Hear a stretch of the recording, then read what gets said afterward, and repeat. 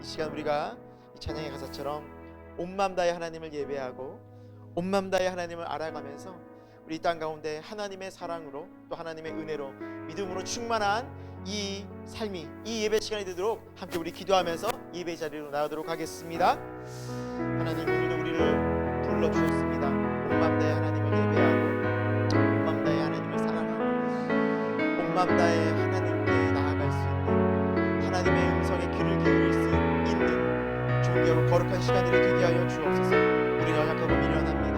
부족한 우리를 다시 한번 불러주셨사오니 하나님 온 마음을 다하여 여호와께 경배하고 그리고 주님께 주시는 은혜와 기쁨과 사랑으로 충만해지는, 그래서 그 마음을 가지고 소망 가운데 살아갈 수 있는 거룩한 예배가, 거룩한 은혜의 자리가, 거룩한 주일이 되게 하여 주옵소서. 온 마음 다하는 거룩한 예배를 소망하고 주 의지하며 이 모든 말씀을 예수 그리스도의 이름으로 기도드립니다.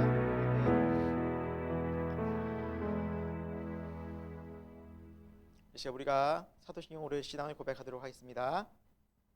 나는 전능하신 아버지 하나님 천지의 창조주를 믿습니다. 나는 그의 유일하신 아들,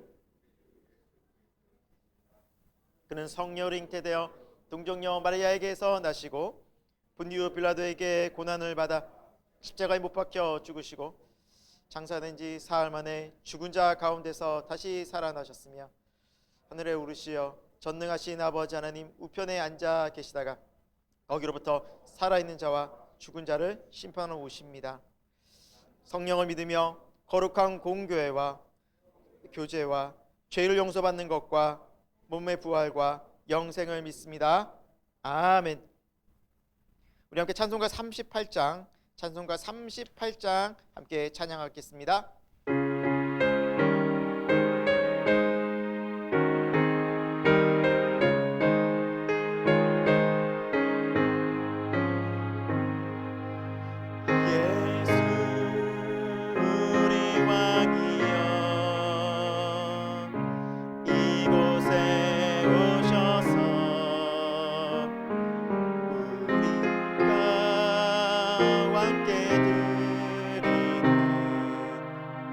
영광을 받아 주소서. 우리는 주님의 백성, 주님은 우리 왕이라. 왕이신 예수님 오셔서 좌정하사 다스리소서.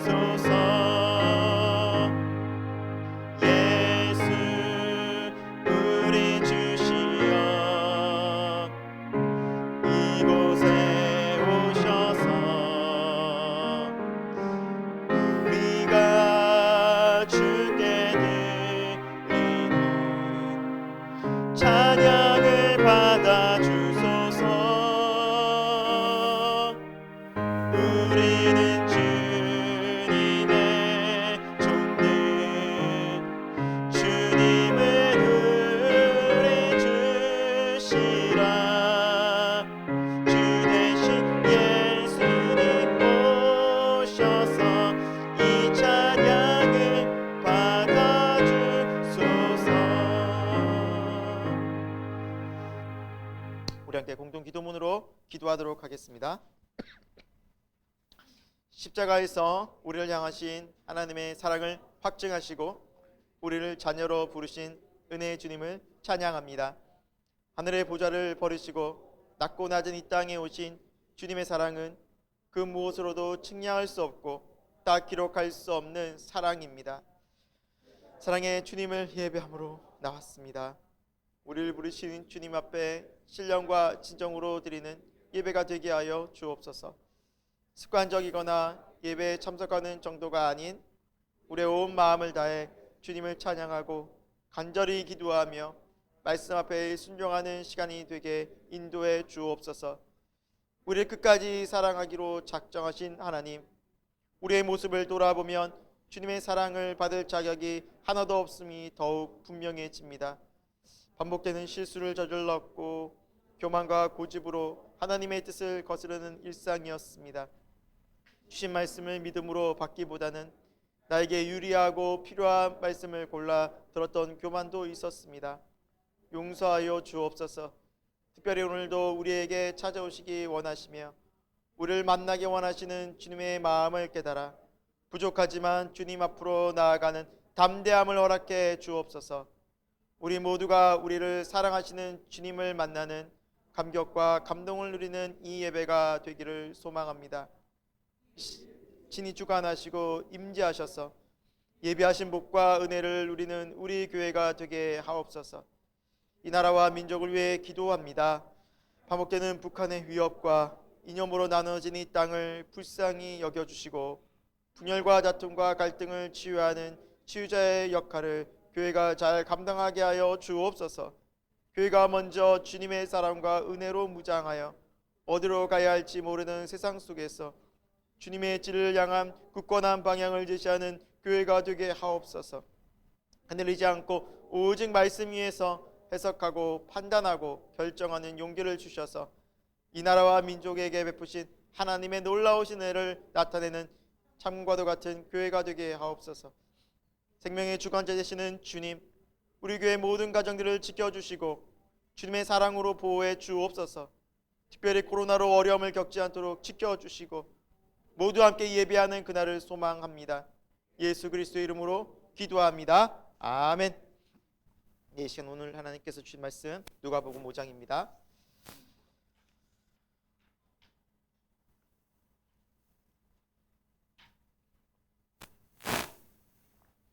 누가복음 5장 1절에서 11절까지의 말씀을 함께 보도록 하겠습니다. 누가복음 5장 1절부터 11절 말씀입니다. 신약 95면에 있습니다. 제가 하나님의 말씀 봉독하도록 하겠습니다. 무리가 몰려와서 하나님의 말씀을 들을새 예수는 게네사렛 호숫가에 서서 호숫가에 배 두 척이 있는 것을 보시니 어부들은 배에서 나와서 그물을 싣는지라. 예수께서 한 배에 오르시니 그 배는 시몬의 배라. 육지에서 저금대기를 청하시고 앉으사 배에서 무리를 가르치시더니 말씀을 마치시고 시몬에게 이르시되 깊은 데로 가서 그물을 내려 고기를 잡으라. 시몬이 대답하여 이르되 선생님, 우리들이 밤이 새도록 수고하였으되 잡은 것이 없지만은 말씀에 의지하여 내가 그물을 내리리이다 하고 그렇게 하니 고기를 잡은 것이 심히 많아 그물이 찢어지는지라. 이에 다른 배에 있는 동무들에게 손짓하여 와서 도와달라 하니 그들이 와서 두 배 채움에 잠기게 되었더라. 시몬 베드로가 이를 보고 예수의 무릎 아래 엎드려 이르되 주여 떠나소서, 나는 죄인으로소이다 하니 이는 자기 및 자기와 함께 있는 모든 사람이 고기 잡힌 것으로 말미암아 놀라고 세베대의 아들로서 시몬의 동업자인 야고보와 요한도 놀랐습니다.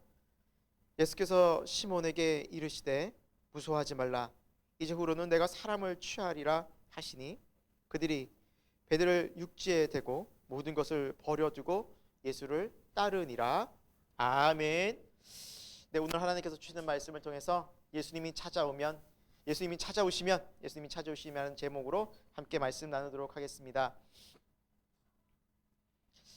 여러분, 사람들의 그 교회에서 간증, 특별히 구원 간증, 내가 어떻게 예수님을 만났는지에 대한 이제 간증을 쭉 들어보면 예수님께서 여러 번의 삶을 통해서 하나님이 이렇게 사람들도 보내주시고 또 환경들도 이렇게 하나님이 살아 계신다, 하나님이 이런저런 사람을 보내서 예수 그리스도에 대한 메시지를 계속해서 여러 번 들은 이후에 어느 결정적 순간에 예수님을 믿게 되었다라는 사실을 우리는 간증이나 또 구원의 많은 이야기를 통해서 들어볼 수 있습니다. 그래서 마치 사도 바울처럼 갑자기 뭔가 예수님의 목소리를 듣고 뭔가 환상과 기적 속에서 갑자기 예수님이 나타나시고 뭔가 특별한 환상과 특별한 일을 보고 예수님을 믿게 되는 경우는 거의 드물다라는 것입니다. 대부분의 경우는 하나님께서 여러 가지 방법들, 오랜 시간에 걸쳐서 하나님의 살아계심, 그리고 내가 너와 함께하고 너를 사랑한다는 메시지를 끊임없이 보내주십니다. 오늘 함께 읽어본 베드로도 그 한 예에 속할 수 있습니다. 그럼 오늘 본문이 읽기 전 베드로는 몇 차례 예수님을 일찍 만나게 됩니다. 첫 번째는요, 요한복음 1장에 나오는 사건이 있습니다. 세례 요한이 예수님을 보고 보라 하나님의 어린 양이로다 하면서 예수님에 대한 선포를 하자 이제 많은 사람들이 예수님에 대해 관심을 갖게 되죠. 그리고 예수님의 말씀을 듣고 예수님을 따라가던 두 제자가 있었는데 그 중에 한 명이 먼저 베드로의 형제였던 안드레였습니다. 그래서 요한복음에 이런 기사가 있는데요. 함께 우리 읽어보겠습니다. 시작. 그가 먼저 자기의 형제 시몬을 찾아 말하되 우리가 메시아를 만났다 하고, 메시아는 번역하면 그리스도라.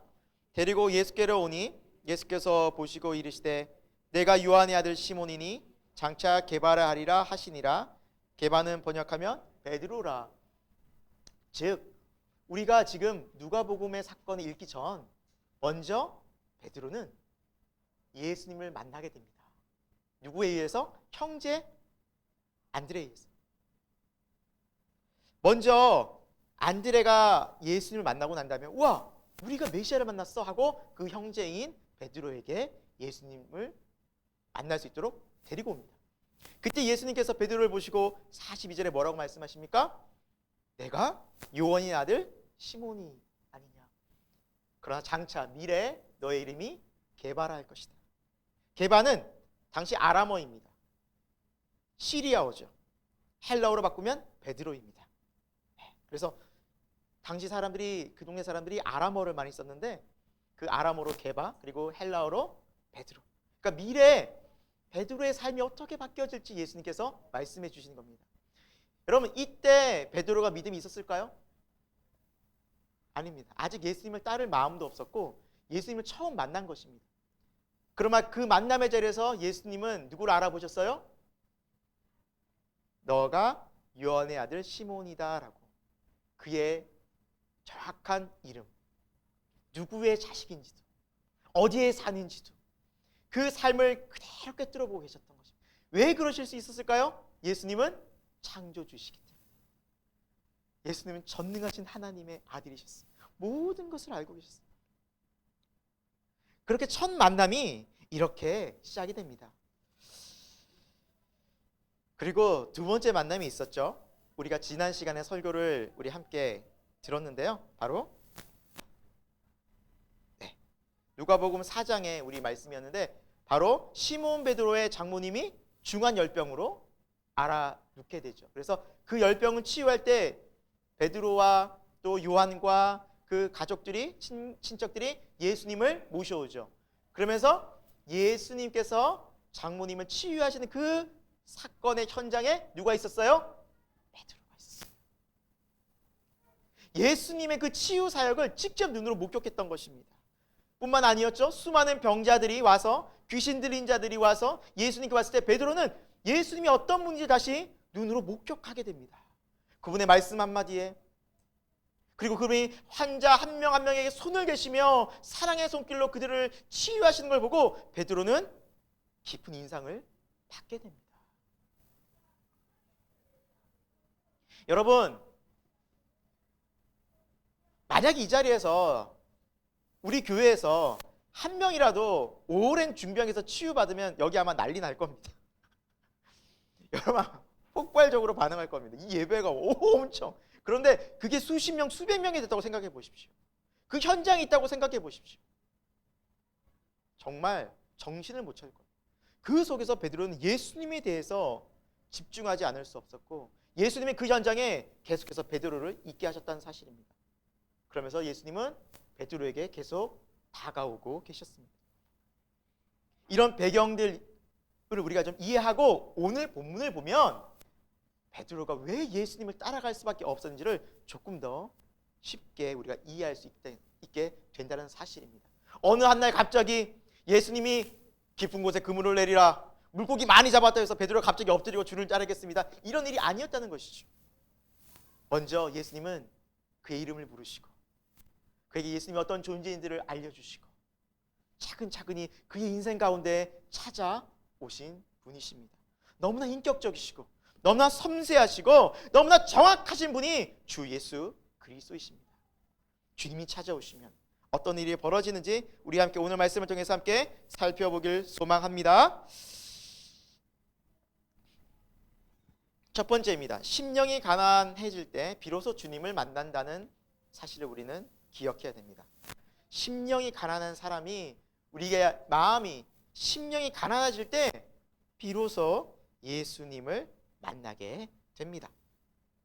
오늘 본문의 배경에는 게네사렛 호숫가라는 표현이 있죠. 장소죠. 게네사렛 호숫가 여러분 어렵게 생각하실 필요 없고요. 갈릴리 호수입니다. 갈릴리 호수. 게네사렛이라는 마을이 갈릴리 호수 바로 옆에 있거든요. 이 게네사렛은 뜻이 하프입니다. 하프. 그래서 갈릴리 호수를 보면 약간 하프처럼 생겼어요. 하프처럼. 찾아보시면 여러분 되는데 한번 갈릴리 호수 이렇게 보시면 하프 모양으로 생겼습니다. 그리고 이 갈릴리 호수에 다른 이름이 있으니 여러분 디베리아 호수라고 들어보셨죠? 디베리아 호수. 이 디베리아 호수도 갈릴리 호수와 이름이 같습니다. 근데 왜 디베리아인가? 황제 이름을 따서 로마 사람들이 부르는 이름이에요. 디베리아는. 그래서 티베리우스라는 황제 이름을 땄기 때문에 디베리아 호수라고. 그래서 갈릴리 호수, 게네사렛 호수, 디베리아 호수는 다른 지명이 아닙니다. 같은 지명에 각각 이름이 그렇게 의미적으로 다르게 부를 뿐입니다. 이 갈릴리 호수, 곧 게네사렛 호숫가에서 이제 어떤 일이 벌어지느냐? 밤이 새도록 그물을 내리고 고기를 잡고 헛수고만 허탕만 친 베드로가 그물을 씻고 있었습니다. 그래서 오늘 본문에 보니까 베드로가 바닷가에서 그물을 씻었다라는 표현이 있는데, 그물을 씻었다는 것은 이제 고기잡이를 끝내고 마무리하고 돌아가려고 하는 상황이었다는 것을 설명해 주고 있습니다. 그러나 그날 장사는 망쳤죠. 고기 한 마리 못 잡고 빈 그물, 빈 배에서 얼마나 막 마음이 무거웠겠습니까? 바로 그때 누가 찾아오십니까? 예수님이 찾아오시는데 하필이면 누구의 배에 오르십니까? 시몬의 배. 우연 같지만 절대 우연이 아니죠. 다른 배들도 있었을 거 아니겠습니까? 근데 시몬의 배 정확하게 예수님은 찾아오십니다. 자, 우리 본문 3절입니다. 같이 읽어보겠습니다. 시작. 예수께서 한 배에 오르시니 그 배는 시몬의 배라. 육지에서 조금대기를 청하시고 앉으사 배에서 무리를 가르치시더니, 밤이 새도록 물고기를 잡았지만 여러분 어부가 물고기를 못 잡고 빈 배에서 그물을 씻는다? 마음이 어떻겠습니까? 너무너무 무너지는 거예요. 오늘 하루 장사를 망칠 것뿐만 아니라 집에서 가족들이 배를 굶게 돼요. 배고프고 생활고에 시달리고, 그런 어떤 가장으로서의 그건 굉장히 무거운 책임감에서 너무나 마음이 어려웠을 것입니다. 어쩌면 아유 정말 들어가서 쉬어야지 힘든데 하고 가려는 찰나에 누가 딱 오십니까? 예수님이 가긴 어딜 가 하고 베드로의 그냥 너 못 가 하고 예수님이 딱 타셔버립니다. 베드로의 배에 갈 수도 없어요. 어디 갈 수도 없어요. 그 질에 앉아서 뭐를 할 수밖에 없어요? 예수님의 말씀을 들을 수밖에 없어요. 여러분 성경에 이런 말씀이 있죠. 마태복음 5장 3절입니다. 심령이 가난한 자는 복이 있나니 천국이 그들이 것임이요. 지금 베드로의 심령은 어때요? 가난할 수밖에 없어요. 생각대로 하나도 안 풀렸어요. 답답해요. 앞으로 어떻게 살아야 될지니 그냥 너무나 무거운 짐만 가득해요. 심령이 가난하다는 것은 심령이 쪼그라들었다는 거예요. 완전히 망가졌다는 거예요. 걱정과 근심과 부담과 염려가 가득 찼다는 상태입니다. 내 힘으로는 이제 어떻게 살지? 그때 비로소 말씀이 드는 겁니다. 여러분 만약 베드로가 물고기를 가득 잡았고 그날따라 너무너무 좋았어요. 그럼 어떻게 됐을까요? 벌써 새벽에 들어갔죠. 그 배가 거기 머물러 있을 이유는 하나도 없었죠. 예수님을 만날 수 있는 이유는 없었어요. 하지만 예수님은 모든 것을 아시고 베드로의 상황, 베드로의 마음, 그 여건들을 아시고 직접 그것으로 찾아오셨던 것입니다. 아니 정확히 말씀드리면 예수님이 먼저 기다리고 계셨던 겁니다. 그날 베드로를 만나시려. 사랑하는 여러분, 우리도 언제 주님을 만납니까? 언제 그런 기회가 주어집니까? 세상에서 정말 돈 많이 벌고 성공하고 잘 되고 일이면 바쁠 때, 몰라서 그렇지 여러분 막 사업이 잘 되고 일이 바쁘고 돈 버는 일이 있으면 아마 목사님 오늘 일이 좀 바빠서 오늘 중요한 손님을 만나서 제가 온라인으로 혹은 다음에 예배 드리겠습니다. 따로 녹화된 걸 보고 이렇게 빠질 수 있는 가능성이 다분히 많은 게 우리의 모습이에요. 사업이 잘 돼서. 수십억 수백억을 벌고 이 사업이 망가지면 우리 회사, 그러니까 뭐 거기에 온 마음이 갔을 때는 여러분 말씀을 들을 그게 없는. 하지만 때로는 우리가 하던 일도 잘 안 되고 직장에 문제가 생기고 건강상에 갑자기 악재가 터지고 힘들고 외로운 그 순간 마음이 가라앉았을 때 비로소 예수를 만나게 된다는 것입니다. 책 중에 나의 끝 예수의 시작이라는 카일 아이들먼 목사님의 책이 있습니다. 네. 여러분 팬인가 제자인가라는 책 아시죠? 유명한데 그 책을 쓰신 분입니다.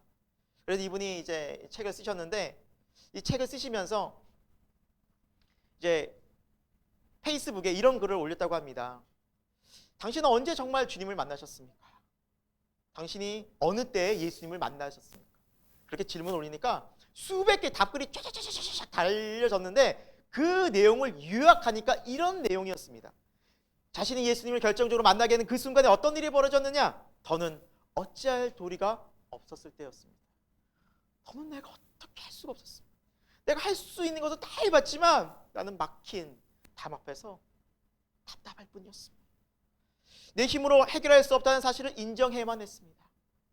다 할 수 있을 거라 생각했지만 내가 친구의 도움, 가족의 도움, 지인의 도움을 받아 경험과 내 능력으로 다 할 수 있을 것이라 생각했는데 그것이 산산조각나고 무너졌을 때, 그리고 그 순간 내가 얼마나 연약한 존재인가 그것을 깨달았을 때, 때로는 옆에 나를 도울 수 있는 사람이 그렇게 많았고 내 주위에 친구들이 많고 그렇게 내가 도움을 받으면 언제든지 나를 도와줄 수 있는 사람이 있을 것이라 생각했지만 그런 친구도 기댈 곳도 아무도 없을 때, 심지어 나를 도와줄 것 같은 사람은 내게 뭘 돌려요? 등을 돌리고 모른다고 말할 때 얼마나 큰 상처와 얼마나 큰 아픔과 고통이, 외로움이 찾아오겠습니까? 하지만 이렇게 말합니다. 이러한 나의 끝에 이르렀을 때 비로소 예수님이 실제가 되었습니다. 사랑하는 여러분, 절망의 순간, 애통의 순간, 외로움의 순간이 우리 삶 가운데 반드시 찾아옵니다. 다 끝날 것 같은 마침표가 찍혀지는 순간이 찾아온다는 사실이죠. 그러나 그때 예수님은 그 마침표를 쉼표로 바꾸시는 분이십니다. 우리의 힘이 다하는 그날, 끝났다고 생각하는 그때, 나는 할 수 없다고 말하는 그때가 바로 주 예수 그리스도를 만날 수 있는 가장 귀한 때임을 여러분 기억할 수 있기를 바랍니다. 그리고 주님은 찾아오십니다. 그때 우리를 놓지 않으시고 우리에게 소망과 위로로 찾아오신다는 사실입니다. 두 번째, 오늘 말씀을 통해서 살펴볼 수 있는 것은 말씀에 순종할 때 경험하는 주님의 능력들이 있습니다. 예수님이 찾아오시면 예수님은 가만히 보고 계시는 것이 아니라 말씀하십니다. 말씀하십니다. 예수님은 우리에게 말씀하십니다. 언제나 우리에게 하나님의 뜻을 알려주십니다. 쉬지 않고 말씀하십니다. 여러분 구약의 메시지를 늘 읽어보십시오. 끊임없이 하나님은 선지자들을 멈추지 않고 보내십니다. 그들이 죽이고 선지자들을 외면하고 선지자 고통 가운데 빠뜨려도 또 선지자를 세우고 또 세우고 또 세우셔서 보내십니다. 그들이 하도 안 들으니까 예수님이 친히 하나님의 아들 독생자 예수까지 보내셨습니다. 왜? 뭐 하시려고요? 말씀하시려고, 알려주시려고. 자, 오늘 어떻게 말씀하셨는지 볼까요? 우리 4절과 5절 말씀인데요, 우리 같이 한번 읽어보도록 하겠습니다. 시작. 말씀을 마치시고 시몬에게 이르시되 깊은 데로 가서 그물을 내려 고기를 잡으라. 시몬이 대답하여 이르되 선생님, 우리들이 밤이 새도록 수고하였을 때 잡은 것이 없지만은.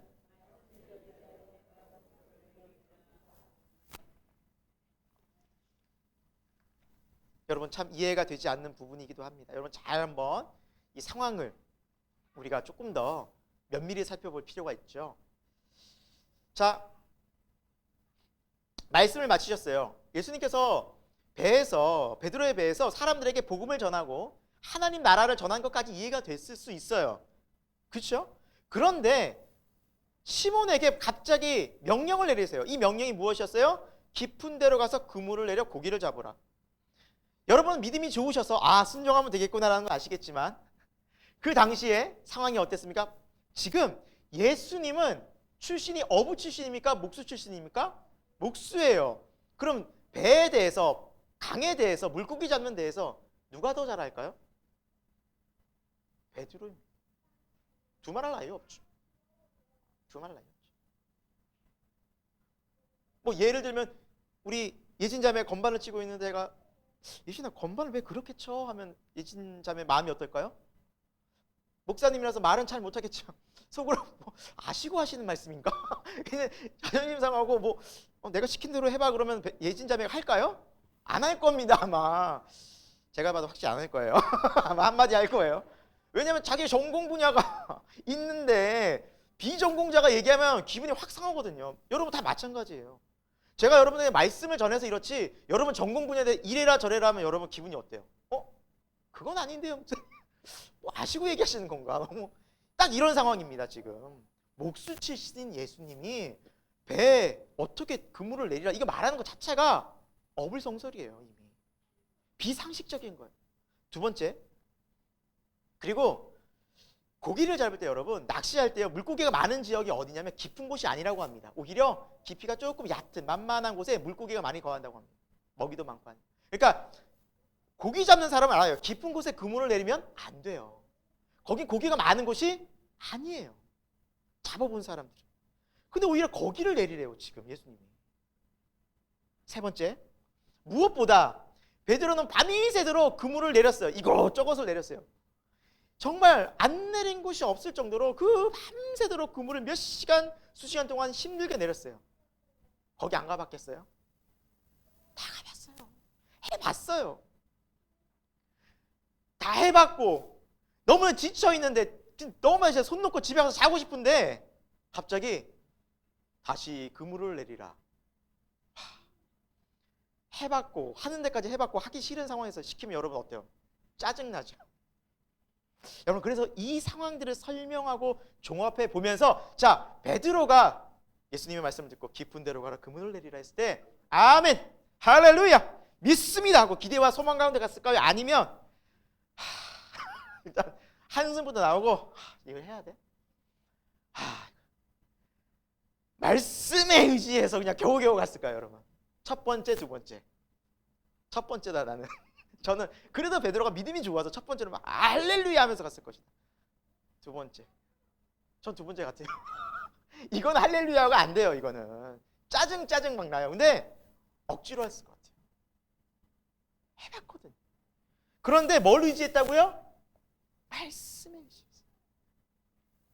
그래서 오늘 6절과 7절에 6절 어떻게 시작합니까? 그렇게 하니 억지로라도 말씀에 한번 순종해 보니 어떤 일이 벌어졌어요? 고기 잡은 것 힘이 많아 그물이 막 찢어지게 되는 거예요. 그래서 다른 배에 있는 동무들 옆에 있던 야고보와 요한에게 손짓해서 친척이었거든요. 함께 고기를 잡았거든요. 그래서 그들의 배까지 2배가 잠기게 됐다. 여러분 배가 2배뿐이었겠습니까? 배가 3척 4척 됐으면 그거 계속 잡았을 겁니다. 10척이었으면 10척 가득 찼을 것입니다. 그냥 그 갈릴리 바다에 있는 모든 물가에 때로 몰려왔을 거예요. 배 2척이니까 2배가만 찼을 것입니다. 많아서 잡을 수가 없었어요. 이런 일은 일어날 수가 없는 일이 벌어졌다라는 사실입니다. 사랑하는 여러분, 우리가 이 말씀을 보면서 잘 봐야 됩니다. 우리도 나름대로 하나님 말씀에 순종하면서 어때요? 연약한 믿음이지만 그래도 막 기도해보고 애쓰고 어려운 문제 가운데 부딪혀보면서 하려고 발부둥 쳐보잖아요. 가족들의 구원을 놓고서 하나님 언제입니까? 막 기도하고 근데 아무 일이 벌어지지 않아요. 그럼 어때요? 우리 마음은 기대와 소망으로 더 벅차요? 아니면은 낙심이 돼요? 좌절돼요? 낙심되고 좌절되죠. 그때 또 말씀 듣고 막 큐티하고 기도하다 보면 하나님 어떤 마음을 주세요? 기도하라. 이게 딱 그 순간입니다. 안 될 때 해봤는데 안 돼요. 답답해요. 하나님의 말씀은 자꾸 용서하래요. 그 사람은 용서하래요. 근데 용서해봤어요. 하고 있어요. 해도 잘 안 돼요. 너무나 힘들다. 다 내려놓고 싶을 때 그때 주님 다시 용서하라. 그때 또 용서. 여러분 이런 것들이 너무너무 많은 거예요. 참아봤어요. 인내해봤어요. 언제까지 이 상황을 참아야 하나? 언제까지 저 사람을 참아줘야 되나? 계속 말씀드리면서 참아보자 했는데 너무나 지쳤어요. 참을 때까지 참은 것 같아요. 근데 주님이 다시 또 참으라 말씀 주십니다. 여러분 이 상황이 그런 상황이라고요. 베드로에게 주신 말씀이 그런 말씀이라고. 하는 데까지 해봤고 순종하는 데까지 해봤고 계속하고 있었는데 너무 지친 거예요. 근데 다시 주님이 말씀하세요. 다시 순종해라. 그런데 여러분, 이 결정적 순간에 하나님은 놀라운 기적이 나타난다. 끝까지 순종하는 자들에게 하나님은 놀라운 능력을 베풀어 주신다는 사실입니다. 사랑하는 여러분, 그 순간을 넘었을 때 내가 죽고 그리스도가 사는 일이 벌어집니다. 비로소 내 자아가 죽고 비로소 내 안에 그리스도가 살아서 역사하는 말씀의 능력이 나타나는 그 순간이 바로 이때라는 사실입니다. 베드로가 그물을 다시 내리는 그 순간은 결코 쉽지 않았습니다. 하기 싫었을 것입니다. 아니, 할 수 없었을 것입니다. 따지면 얼마든지 반대 의견 낼 수 있었을 것입니다. 할 수 없는 이유가 최고도 넘쳤을 것입니다. 그런데 그렇게 한 것입니다. 하기 싫어. 이게 순종입니다. 하나님 말씀대로는 우리가 이해가 되지 않습니다. 할 수 없을 것만 같습니다. 아니, 도저히 이것이 이 상황에 납득이 안 됩니다. 근데 하나님 말씀하십니다. 그때 우리는 기적을 경험합니다. 이스라엘 백성이 출애굽을 해서 광야로 나옵니다. 그러나 그들 앞에 놓인 첫 번째 관문이 무엇이었습니까? 바다였습니다. 홍해 바다였습니다. 인간의 힘으로는 도저히 해낼 수 없습니다. 그때 이스라엘 백성이 무엇을 합니까?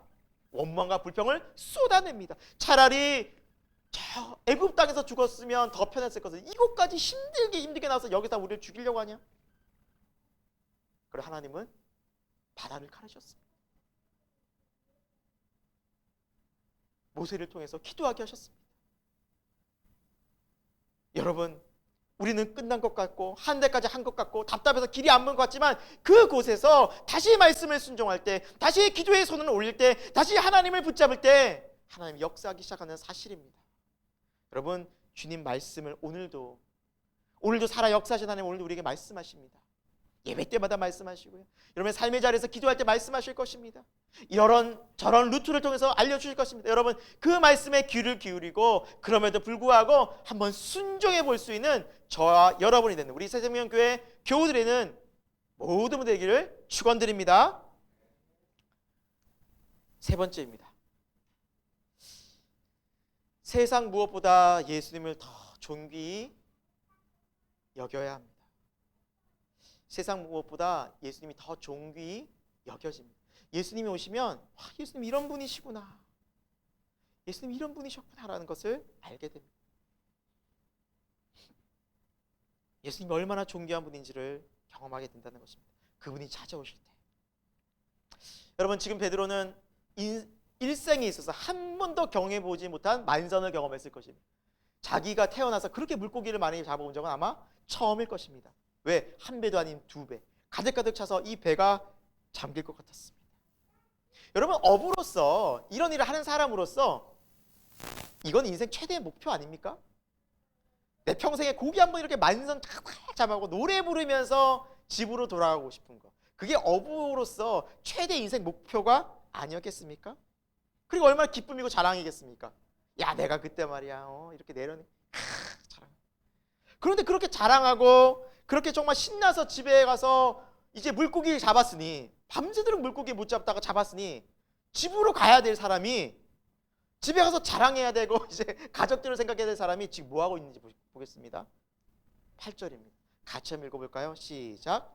시몬 베드로가 이를 보고 예수의 무릎 아래 엎드려 이르되 주여 나를 떠나소서 나는 죄인으로소이다 하니. 여러분, 이해가 되십니까? 이건 이해가 되지 않는 상황입니다. 베드로의 목표가, 베드로의 인생이 세상에서 물고기 잡고 세상에서 성공하고 세상에서 잘 먹고 잘 사는 인생이었다면 배 타고 갔습니다. 예수님 할렐루야 땡큐 하고 갔습니다. 물고기 좀 드리고 갔을 수도 있겠. 그러나 그는 그걸 다 놓아두고 예수님께 와서 뭐합니까? 무릎 아래 엎드렸다. 그냥 엎드린 것이 아니라 무릎 아래는 여러분, 무릎이 허리쯤 오시는 분 안 계시죠? 무릎 아래는 바닥에 바짝 바닥에 붙는 겁니다. 여러분, 이 태도는요 종들이나 노예들이 하는 태도입니다. 주인 앞에서, 왕 앞에서, 황제 앞에서 완전히 죽을 사람이 살려달라고 엎드리는 겁니다. 지금 예수님 앞에 그러고 있어요. 베드로가 한 젊은 목수 앞에서 인간적인 눈으로는 사람들이 봤을 때는 이해가 안 되는 일이 벌어진 거예요. 자기 자존심 자아가 있는데 그 앞에서 엎드려요. 즉 예수 그리스도를 뭐라고 부르는 거예요? 주여 그러잖아요. 아도나이라는 것은 하나님을 부를 때 호칭하는 이름입니다. 지금 베드로는 예수님을 목수가 아닌 뭐로 보고 있습니까? 하나님으로. 전능하신 이분은 내가 감히 범접할 수 없는 분이구나. 그리고 그 앞에서 납작 엎드려서 주여. 그리고 다음 반응이 무엇입니까? 나를 떠나서도 나는 죄인입니다. 여러분, 예수님을 만나면 우리가 참 기쁠 것 같고 감사할 거고 막 그냥 춤출 것 같은데 첫 번째 반응은 경외심입니다. 두려움입니다. 거룩한 빛 앞에서 우리의 어두움, 우리 연약한 존재는 다 드러나거든요. 베드로가 바짝 엎드려서 그가 뭘 하고 있었을까요? 만선의 기쁨 천만에요. 예수 그리스도 앞에서, 전능하신 그 하나님 앞에서 내가 죄인인 것을 벌벌 떨고 있었을 것입니다. 그 앞에서 눈물을 흘리며 나의 죄들이 생각났을 것입니다. 부끄러운 그의 모습들이 떠올랐어요. 그러니까 나는 죄인으로서입니다. 나를 떠나소서. 당신 앞에 나는 갈 수 없는 그런 존재입니다. 당신은 그런 분이십니다. 내가 함께 할 수 없는 거룩한 분이십니다. 여러분, 진짜 예수님을 만나면, 진짜 하나님을 만나면 우린 이 경외심 가운데, 두려움 가운데 하나님을 만나게 된다는 사실. 우리의 죄의 모습이 떠오르고 의로우신 빛 앞에, 공의로우신 빛 앞에 우리의 더러운 것들이 다 드러나는 수치심이 생긴다는 것입니다. 그분이 완전하시고 온전하신 예수 그리스도십니다. 그러나 예수님은 우리를 심판하러 오신 것이 아니라 지금 뭐하러 오셨습니까? 구원하러 오셨습니다. 새로운 생명으로, 새로운 길로, 새로운 구원의 길로 우리를 인도하시기 위해 오신 예수님은 그를 심판하시고 지금 죄로 징벌하실 이유가 하나도 없으셨습니다. 그리고 말씀하십니다. 우리 10절 말씀 같이 한번 10절 말씀 같이 한번 읽어보겠습니다. 시작. 세베대의 아들로서 시몬의 동업자인 야고보와 요한도 놀랐음이라라. 예수께서 시몬에게 이르시되 무서워 말라. 이제 후로는 내가 사람을 취하리라 하시니. 아멘.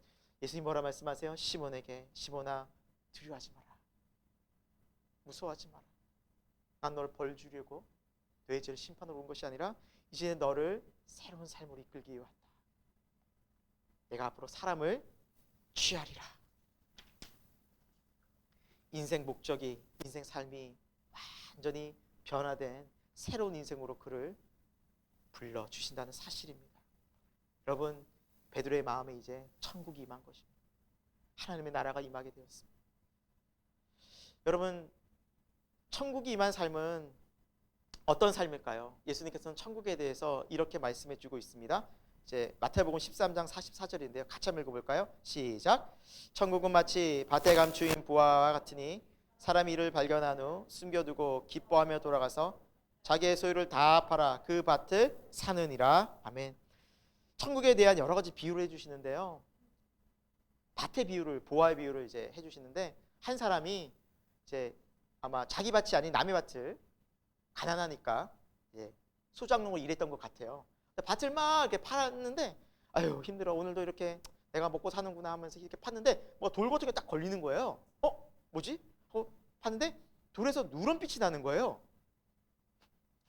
옆에 이렇게 같이 파봤어요. 돌에 계속 누런빛이 계속 이어져요. 뭔가요? 금맥이죠? 금광이죠? 그러면 그 사람이 주위를 둘러보겠죠. 본 사람 있나 없나? 없어요. 그럼 빨리 흙으로 덮겠죠. 빨리 덮고. 즉시 뭐 할까요? 있는 재산, 없는 재산, 친구들 거 다 그냥 하여튼 모든 걸 팔아서 뭘 사요? 고기라도 사는 거예요. 이제 내가 판 그 땅이라도 산 거예요. 왜? 그렇게 소중한 금을 내가 아무리 노력해도 내 인생을 바꿀 수 없는 내 인생을 완전히 뒤집어 버릴 금맥을 발견했기 때문이라는 거예요. 그것이 천국의 기쁨이에요. 여러분, 천국을 발견하게 되면, 천국을 만나게 되면 먼저 동기가 뭐예요? 기뻐져요. 그리고 가치가 생기는데, 내 소유를 다 팔아서라도 이 밭을 산다? 다시 말하면 내 모든 것을 다 바쳐서라도 이 천국이 더 소중하게 여겨져요. 그것이 가치예요. 천국엔 이 두 가지가 생깁니다. 천국을 경험하게 된 사람들은, 천국을 발견하게 된 사람들은 기뻐지고 가치에 대한 평가가 생기는 게 너무너무 좋으니까 이것을 왜 기꺼이 내 모든 것을 드릴 수 있다라고 생각해요. 이것이 천국을 발견한 사람의 특징입니다. 그래서 여러분, 이 천국에 대한 기쁨을 우리가 어느 정도 이해하고 오늘 이 본문의 11절 말씀을 봐야 돼요. 아니면 이거 보면 시험 들어요. 아니 예수님 믿으면 다 버리고 따라야 돼? 집도 팔아야 되는 거야? 뭐야? 우리 자동차 다 팔고 우리 집 있는 거 팔고 월세로 들어가야 되나? 나 직장도 그만둬야 되나 이제? 어떡하지? 이렇게 그러니까 착각하시는 거예요. 완전히 오해하는 거예요. 하나님 나라를. 그런 게 아니라는 거예요. 그들이 배를 육지에 대고 모든 것을 버려두고 예수를 따른다는 것은, 여기서 버려두다는 의미를 원문에서 살펴보면 보내버리다라는 뜻이 있어요. 보내버리다. 전에는 내가 그렇게 모든 것이라고 생각했던 움켜잡았던 것들을 손을 놓고 보내는 거예요. 이거 아니면 내가 죽을 것 같았어요. 배 아니면 못 먹고 살아. 내가 고기 안 잡으면 못 먹고 살지? 난 못 살아. 이 돈 아니면 내가 어떻게 살아? 내가 건강 아니면 어떻게 살려고? 이거 꽉 붙잡고 이거 놓으면 난 죽는 거예요. 그런데 천국을 발견한 순간 이게 뭐예요? 보내지는 거야. 이거 없어도 되는구나. 더 소중한 것을 붙잡는 거예요. 가치의 변화죠. 즉 우선순위가 바뀌게 됩니다. 전에는 이 모든 걸 생각했던 것이 모든 것이 아닌 거예요. 그래서 더 귀한 예수님을 발견한 이후에 기꺼이 그것을 내려놓게 되는 거예요. 가치의 변화입니다. 내 삶의 우선순위가 바뀌게 되는 겁니다. 예수님 중심으로 바뀌어지는 겁니다. 여러분 생각해 보십시오. 조금 전까지 베드로는 만선이었어요. 그 팔면 돈이 얼마나 된대요? 한동안 그냥 편하게 살 수 있어요. 온 가족들이랑 즐겁게 자랑하면서 기쁘게, 그러나 그것이 중요하지 않는 거예요. 저는 그토록 만족할 수밖에 없었던, 기대했던 것들을 만나고 보는데 별 만족이 안 드는 거예요. 별로 안 기뻐요. 그렇게 소망하던 거 채워봤는데 기쁨이 없어요. 이게 뭐지? 더 기쁜 것을 옆에서 주님이 주시니까 이것이 별 느낌이 없어지는 거예요. 어쩌면 세상 사람들은 이렇게 예수님을 쫓는 베드로를 이렇게 얘기했을 거예요. 저게 돈으로 따지면 얼만데 참 어리석은 사람이다. 당장 당신 내일부터 뭐 먹고 살려고. 그러나 베드로는 그런 걱정이 안 됐습니다. 예수님이라는, 천국이라는 가장 영원한 가치를 붙잡았기 때문입니다. 여러분 볼까요? 정말 그렇게 됐는지? 그들은, 베드로와 야고보와 요한은 타던 배를 버려뒀습니다. 생계였죠. 그러나 그들은 이 땅의 삶이 아닌 구원의 배를 올라탔습니다. 물고기 배가 아닌 이제 그들은 구원의 배에 올라타게 되었습니다. 더 멋진 배를 타게 된 거죠. 본질적인 배를 타게 된 거죠. 그들이 모든 것을 버렸더니 가족도 있었습니다. 집에 돌아가서 가족들을 돌봐야 되는데 당장은 그 가족들이 어떻게 되는지 모릅니다. 하지만 당장은 가족들을 뒤로 했지만 장차 모든 가족들이 하나님의 영원한 가족이 되었습니다. 가족을 잃었습니까? 아닙니다. 오히려 가족을 되찾았습니다. 그들이 자꾸 있던 그물을 버렸습니다. 그물을 뒤로 하고 그들은 어떤 그물을 얻었습니까? 사람을 낚는 그물을 얻었습니다. 베드로가 설교했을 때 3,000명, 5,000명이 회개하고 하나님께로 돌아오게 됩니다. 그들은 전도의 그물을 얻었습니다. 여러분 만약에 예수님을 만나지 못했다면 이들의 삶은 어땠을까요? 그냥 갈릴리에서 가난한 어부로 이름도 존재도 없이 누가 기억해냈겠습니까? 지금은 어때요? 저만 설교하고 있겠습니까? 못해도 아마 전 세계에서 10곳 이상 아마 이 본문으로 설교할 수 있을 겁니다. 베드로, 지금도 많은 사람이 그 이름을 부르고 있습니다. 피터. 그 이름을 따라 살기로 많은 사람들의 입에 오르내리고 있습니다. 지금만 그럴 거야. 아마 영원히 천국에서도 그 이름을 불려줄 것입니다. 여러분 어떻습니까? 손해난 인생이었습니까? 예수님을 따르기 위해서 모든 것을 버렸다는 인생이 가치 없게 끝났습니까? 아닙니다. 오히려 그들의 인생은 가장 존귀한, 가장 가치 있는 그런 놀라운 삶으로 변화되었다는 사실입니다. 사랑하는 여러분, 예수님을 따르는 삶, 제자가 되는 삶은 이렇게 가치 있는 삶입니다. 그러나 오해하지 마십시오. 억지로 따르라고 주님 말씀하지 않습니다. 정말 자발적으로 따릅니다.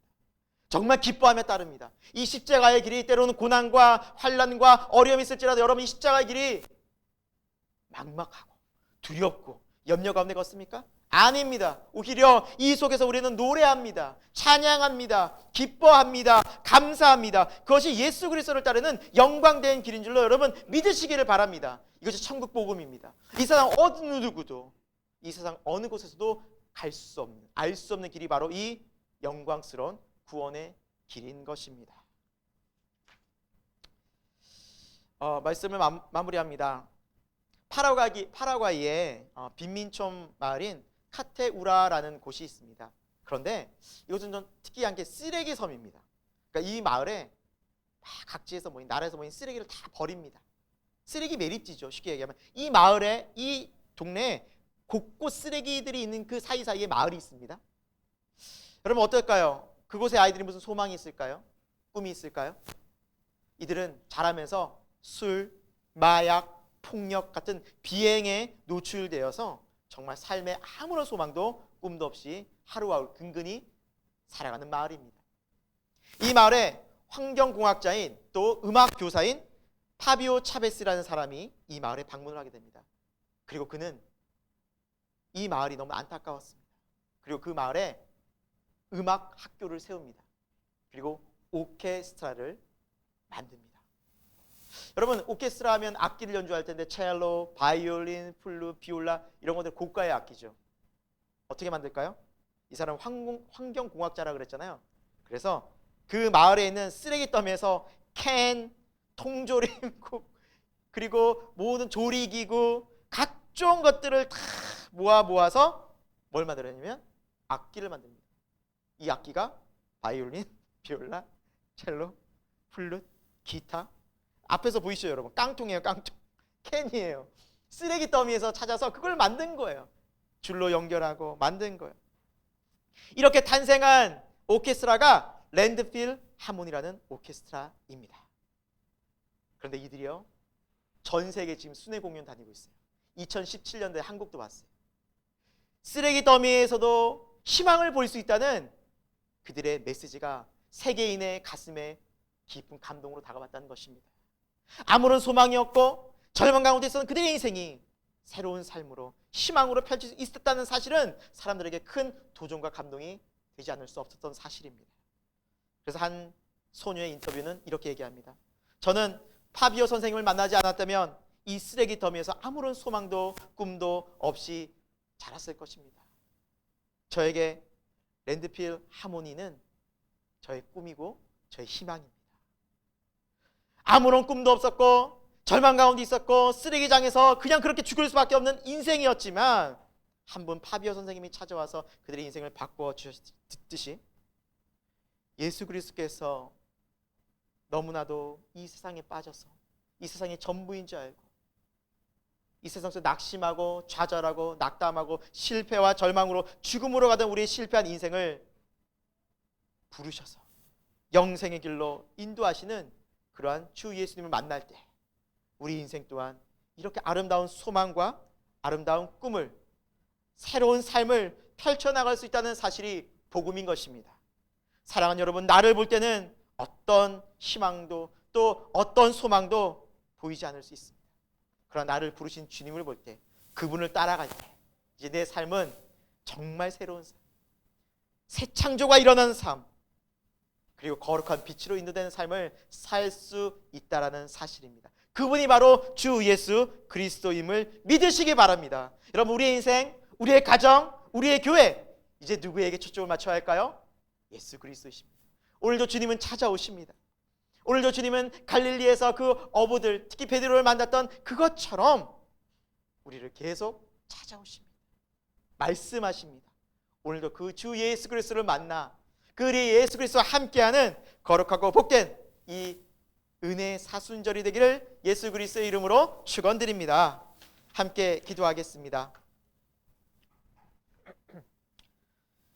하나님 아버지, 우리의 인생, 우리의 삶 어떻게 보면 좌절과 절망과 죄의 무게 속에서 답답해하고 낙심되어질 때가 참 많이 있었습니다. 그러나 우리의 인생을 긍휼히 여겨주셔서 불쌍히 여겨주셔서 예수님이 찾아오시고 말씀해 주시고 우리를 만나 주셨기에 우리는 구원의 놀라운 소망 가운데 살게 된 줄로 믿습니다. 사랑하는 주님, 이 자리에는 물론 주님을 은혜 가운데 이렇게 만난 사람도 있겠지만 아직 주 예수 그리스도를 만나지 못한 사람도 있을 것입니다. 그러나 중요한 것은 오늘도 베드로를 이렇게 찾아오셨듯이 우리의 삶 가운데 깊숙이 점점 찾아오시는 주 예수 그리스도를 바라볼 수 있는 믿음의 눈을 열게 하여 주옵소서. 하나님, 우리는 예수 그리스도만이 소망이라고 말하지만 그러나 참된 예수 그리스도를 진정 만날 때 우리가 참으로 변하고 진정으로 새로워지는 인생이 될 줄로 믿습니다. 정말 예수님을 만나 우리의 인생이 완전히 변화되어서 기쁨으로 감사하며 또 찬송하며 기꺼이 주 예수 그리스도를 따를 수 있는 그런 주님의 제자들이 다 될 수 있도록 인도하여 주옵소서. 이 모든 말씀을 주 예수 그리스도의 존귀하신 이름으로 기도드립니다. 아멘. 우리 함께 이 시간 찬양 함께 할 텐데요. 전능하신 나의 주 하나님이라는 찬양입니다. 베드로의 그 마음을 또 우리가 함께 이해하고 우리 삶 속에 찾아오시는 주님을 우리가 또 소망하면서 기도하는 마음으로 함께 찬양하고 나가도록 하겠습니다.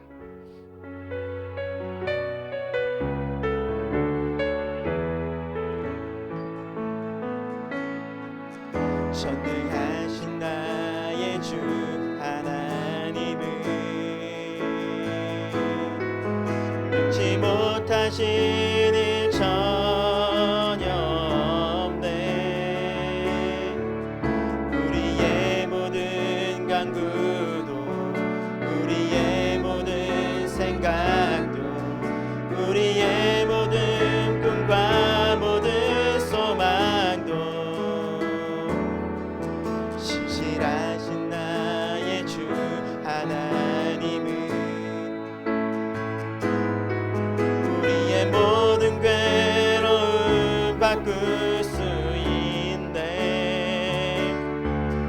불가능한 일 행하시고 죽은 자를 일으키신 그를 이길 자 아무도 없네. 우리 고백합니다. 주의 말씀 의지하여 주의 말씀 의지하여 깊은 곳에 금을 던져 오늘 그가 놀라운 일을 이루시는 아멘. 주의 말씀 의지하여 믿음으로 금을 던져 믿는 자에게 능치 못함. 다시 한번 부를까요? 전능하신 나의 주 전능하신 나의 주 하나님은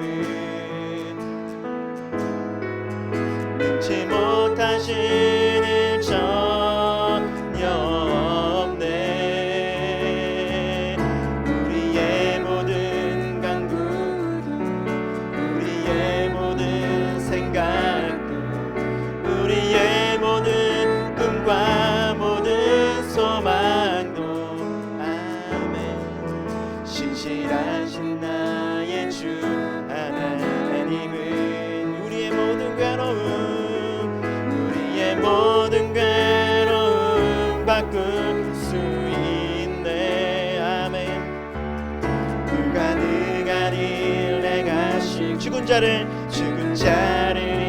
일으키신 그를 이길 자 아무도 없네. 주의 말씀 의지하여 주의 말씀 의지하여 깊은 곳에 금을 던져 오늘 그가 놀라운 일을 이루시는 것 보라. 주의 말씀 의지하여 믿음으로 금을 던져 믿는 자에게 능치 주의 말씀 의지하여 주의 말씀 의지하여 깊은 곳에 금을 던져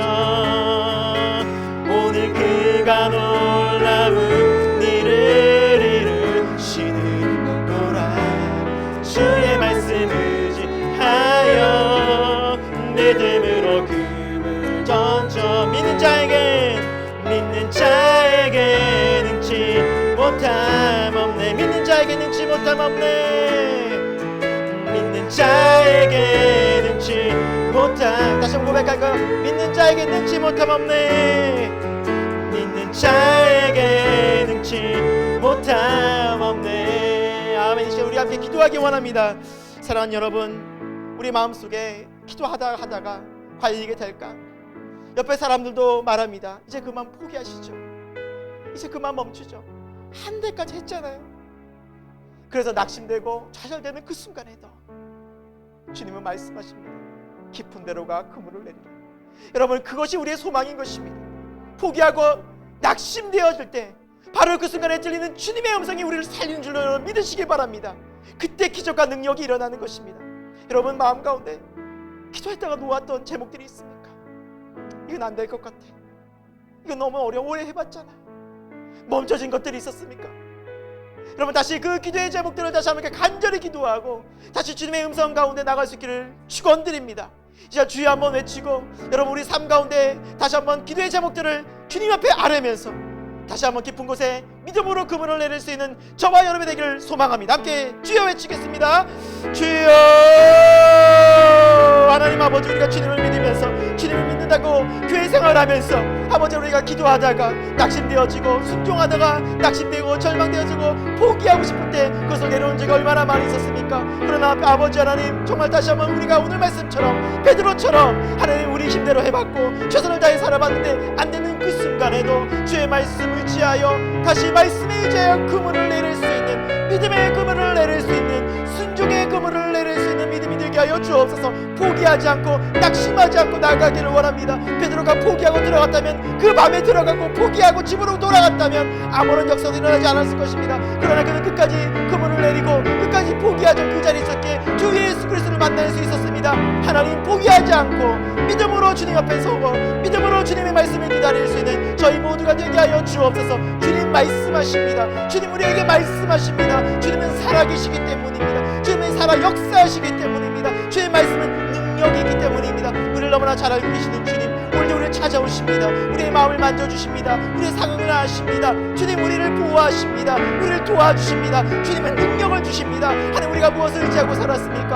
아버지, 이 세상의 그물들을 붙잡고 여전히 그것이 나를 살려줄 것처럼 이 세상의 돈을 붙잡고 이 세상의 명예를 붙잡고 이 세상의 건강을 붙잡고 그것이 나를 살려줄 것처럼 살지 않았습니까? 그것을 놓고 이제 정말 생명 되신 예수 그리스도를 따라 사는, 예수 그리스도를 따라가는 존귀한 인생 되게 하여 주옵소서. 이거를 놓을 때 우리는 주님을 비로소 만나게 될 것입니다.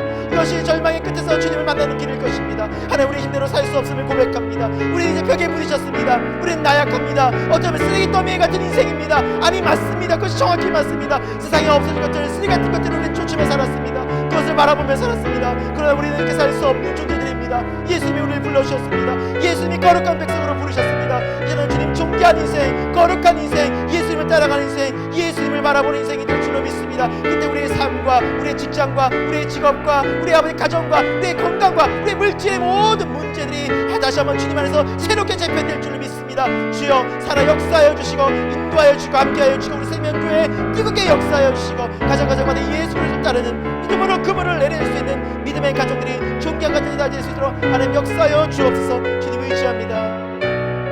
사랑하는 여러분, 우리가 좀 두 번째 기도할 제목이 있는데요, 우리 공동식 기도 제목 4번과 5번입니다. 한국교회를 위해 기도합시다. 절망적인 상황입니다. 경제는 많이 어려워졌고 지금 국가의 국민들은 정치는 분열되어져 있고 북한은 계속해서 미사일을 쏘아대고 있습니다. 앞으로 우리는 어떻게 살아야 할까요? 벽에 부딪힌 것 같고 사람들은 또 코로나 팬데믹 속에서 걱정과 근심이 더욱 쌓여져가는 이때 교회가 여러분 이 세상의 등불이 이 세상의 빛이 소금이 되어야 되지 않겠습니까? 복음만이 오직 예수 그리스도만이 그 세상에서 움켜잡았던 것들을 놓고 참된 진리와 평안과 안식으로 바로 이 복음만이 길을 제시할 수 있습니다. 사랑하는 여러분, 한국교회가 그 십자가의 복음과 정신을 회복하고 교만한 마음을 겸손으로, 또 섬김과 또 기도와 또 하나님의 말씀으로 돌아갈 수 있도록, 우리 안에서 분열되고 다투는 것들을 그만두고 화합할 수 있도록, 그리고 나라와 민족을 위해서 온전히 기도할 수 있는 교회가 한국교회가 될 수 있도록 다시 한번 우리가 기도했으면 좋겠습니다. 또 두 번째, 우리 생명교회 이전을 위해 기도했으면 좋겠습니다. 하나님께서 계속 기도하라고 말씀하십니다. 기도가 먼저 채워져야 하나님이 일하신다고 말씀하십니다. 우리가 기도하지 않고 우리가 하면 교만하게 됩니다. 반드시 사탄이 틈을 타고 더 어려워지게 됩니다. 교회 건물을 짓고 올리는 것이 우리의 목표가 아닙니다. 이 모든 건축 가운데, 교회 이전 가운데 하나님의 영광이 나타나야 될 줄로 믿습니다. 그것 때문에 기도하는 것입니다. 우리를 내려놓고, 우리의 생각을 내려놓고, 우리의 교만한 마음을 내려놓고 오직 하나님이 하셨습니다. 오직 이 모든 가운데 하나님이 역사하셨습니다 라고 우리가 믿음으로 고백하기 위해서는 기도해야 될 줄로 믿습니다.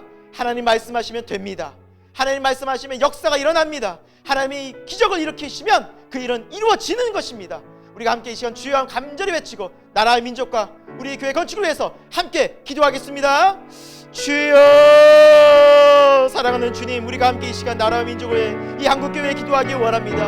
하나님, 우리 한국교회가 이 어려운 땅에 이 시대에 아버지 하나님 많은 어려운 사람들을 위해서 기도하며 나라의 분열과 다툼을 그칠 수 있도록 기도할 수 있는, 화합과 평화를 위해서 기도할 수 있는 복된 교회가 되게 하여 주옵소서. 저 북녘 땅 또한 계속해서 미사일을 쏘고 전쟁 위협 가운데 있습니다. 하나님, 이 나라가 다시 한번 하나 될 수 있도록, 남북이 아버지 하나님 통일될 수 있도록 하나님의 거룩한 은혜를 베풀어 주옵소서. 하나님 아버지, 우리의 힘으로는, 우리의 능력으로는, 우리의 지식으로는, 아버지 우리의 경제적인 형편으로는 그것이 너무나 불가능합니다. 그러나 하나님 하실 수 있습니다. 하나님 방법과 뜻대로 이 나라를 회복시키시고 이 나라를 살려줄 수 있습니다. 하나님, 한국교회가 다시 한번 회복되어져서 아버지 하나님 정말 이 세계 속에 복음을 증거하고 세계 속에 선교하는 대한민국이 될 수 있도록 하나님 영적 부흥과 영적 성장을 허락하여 주옵소서. 물질주의가 만연하고 있습니다. 분열과 다툼이 사람들이 아버지 하나님 목회자들부터 성시자들부터 너무나 많이 타락해져 가고 있습니다. 주여, 겸손한 믿음은 아버지 섬기는 십자가의 사랑을 예수 그리스도의 섬김과 예수 그리스도의 마음을 본받는 목회자들이 되어지고 그리고 한국교회가 될 수 있는 역사하여 주옵소서. 하나님, 우리 세대명교회를 사랑하신 줄로 믿습니다. 우리 세대명교회가 앞으로 좀 더 아버지 하나님 많은 사람들이 모여지게 되고 또 우리 아이들을 교육하고 모임 장소를 갖기 위한 모임 공간이 필요합니다. 하나님 도와주옵소서. 그것이 우리의 생각, 우리의 의지로 되는 것이 아니라 우리의 방법대로 되는 것이 아니라 오직 하나님의 방법과 하나님의 영광을 드러내는 길로 나가길 원합니다. 주여, 우리 마음 가운데 소망함을 허락하여 주옵소서. 교회를 사랑하는 마음, 교회를 위해 기도하는 마음, 주님을 향하여 타는 마음을 허락하여 주셔서 이 땅 가운데 많은 사람들이 주님 앞에 모여야 되지 않겠습니까? 많은 사람을 구원으로 인도해야 되지 않겠습니까? 하나님, 우리 교회를 허락하여 주시고 아버지를 훈련하고 하나님 교육하고 말씀을 가르칠 수 있는 아름답고 복된 교회로 세워 주옵소서. 그 모든 아버지의 바탕들을 하나님께서 만들어가 주시고 하나님, 우리가 기도하면서 이것을 위해서 간구할 때 성령 역사하여 주시고 우리는 할 수 없어 나 자신 말씀에 의지하여 깊은 곳에 그물을 내려 하나님의 놀라운 역사를 경험하고 하나님을 더욱더 바라보고 주 예수 그리스도를 바라볼 수 있는 믿음의 영적 눈을 뜨게 하여 주시옵소서. 하나님, 우리 세상의 교회가 그런 교회가 되기를 간절히 소망하옵고 주님 의지하오며 이 모든 말씀을 오늘도 살아 역사하시는 우리에게 말씀하시는 예수 그리스도의 이름으로 기도드립니다. 아멘.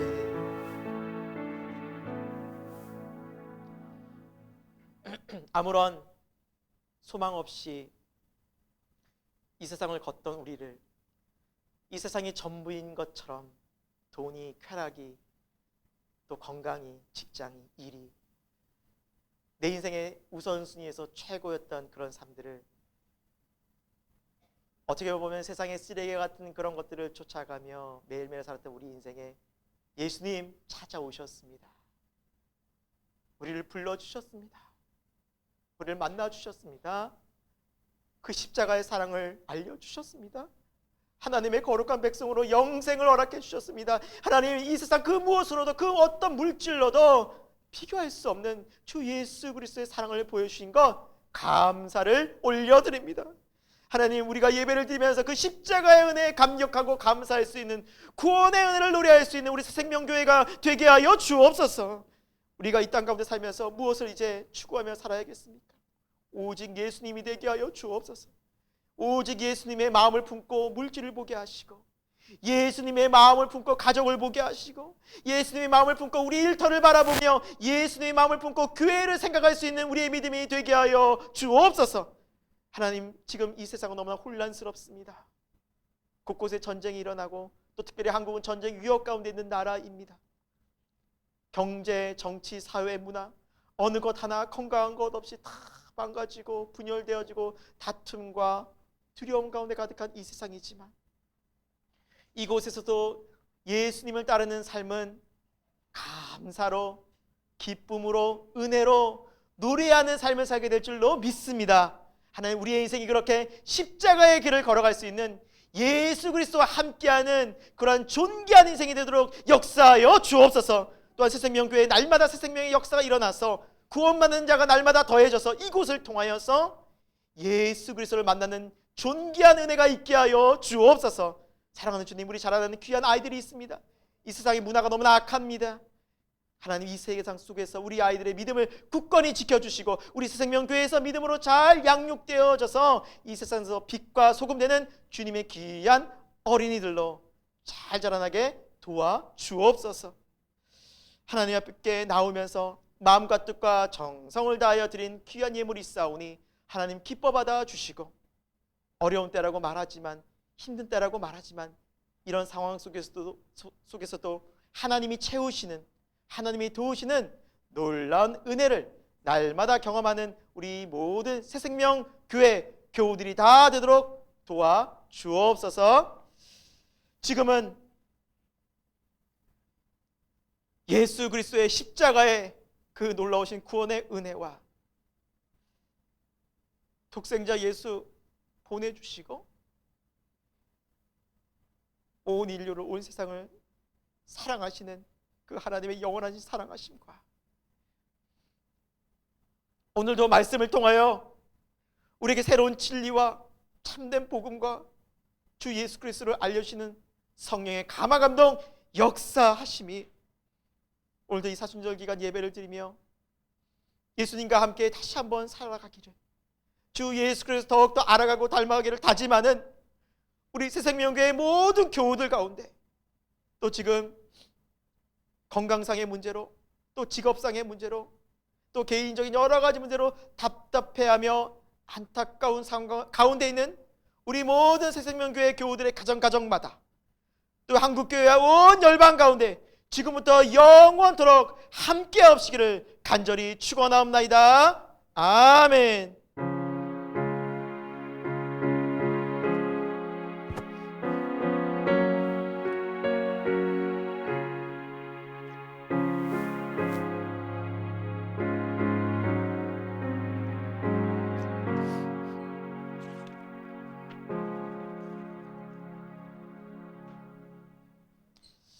오늘 또 귀한 예배를 하나님의 은혜 가운데 잘 마치게 되었습니다.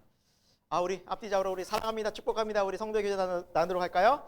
사랑합니다, 축복합니다, 반갑습니다, 사랑합니다. 우리 교회 모든 또 성도님들 축복하고요.